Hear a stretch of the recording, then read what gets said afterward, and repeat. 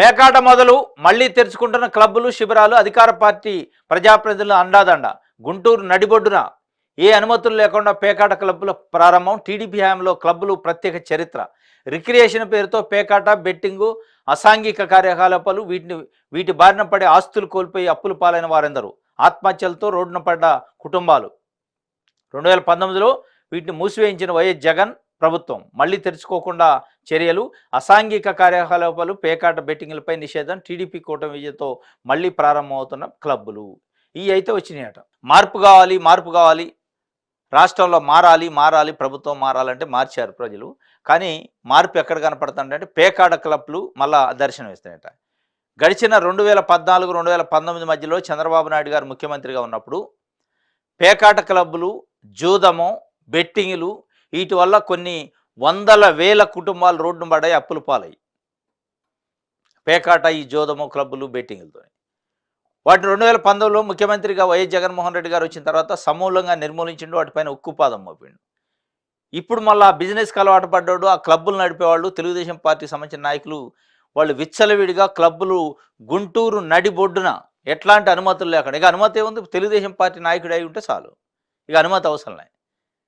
Telugu Desam party నాయకుడు అయి ఉంటే చాలు, అటువైపు అధికారులు వచ్చే పరిస్థితి ఉండదు, దానిపైన చర్యలు తీసుకోవాలి. ఈ క్లబ్బులు పేకాట బెట్టింగులతోని మళ్ళా కొన్ని వందల వేల కుటుంబాలు రోడ్డున పడే పరిస్థితి ఏర్పడే అవకాశం ఉంది. మరి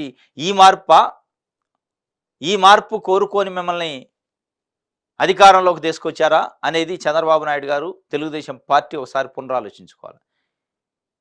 క్లబ్బులు బెట్టింగులు పేకాట క్లబ్బులు తెరిపీయటానికి మిమ్మల్ని గెలిపిలే, ఇట్లాంటి అసాంఘిక కార్యకలాపాలు ప్రజలకు నష్టం చేసే కార్యకలాపాలను నిర్మూలించడానికి మిమ్మల్ని గెలిపించింది. కానీ నిర్మూలించిన దాన్ని మళ్ళీ తెరిచే కార్యక్రమం మీరు చేస్తారంటే మరి రాష్ట్రాన్ని ఎటు తీసుకుపోతున్నారు, తిరోగమనం వైపు తీసుకుపోతున్నారా పురోగమనం వైపు తీసుకుపోతున్నారు అనేది ఇలా ప్రజలకు అర్థమవుతుంది. ఈ మార్పు కాదు మీ నుంచి కోరుకుంది, క్లబ్బులు ఓపెన్ చేయటం పేకాట బెట్టింగ్లు మళ్ళీ స్టార్ట్ చేయడానికి కాదు మిమ్మల్ని కోరుకుంది అభివృద్ధి చేయడానికి, సంక్షేమం చేయడానికి, మీరు ఇచ్చిన హామీలు నెరవేర్చడానికి, రాష్ట్రాన్ని ముందుకు తీసుకోవడానికి, రాష్ట్రానికి ప్రత్యేక హోదా లాంటి పోలవరం లాంటి రాజధాని లాంటి విషయాలలో క్లారిటీగా పనిచేయటం కోసం మిమ్మల్ని తీసుకుంది.